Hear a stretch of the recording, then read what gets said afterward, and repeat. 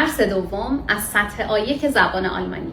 Sport, Spaghetti, Student. حرف S توی کلمه‌های متفاوت چجوری تلفظ میشه؟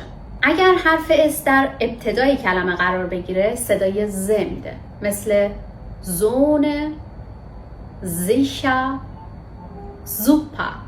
اگر در انتهای کلمه قرار بگیره صدای س میده، مثل بوس، تنیس، هاوس. اگر وسط کلمه قرار بگیره و این ورش هم حروف صدادار داشته باشه اصولا صدای ز میده، مثل لایز، هاوز، غایزن.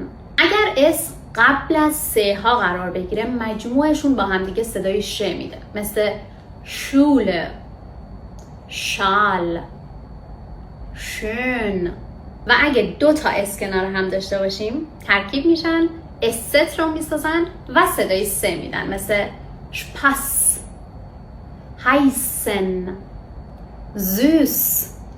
اگر این حرف قبل از ت یا پ قرار بگیره، مثل شتودنت، شتول، شترس یا شپورت، شپاگتی، شپاس.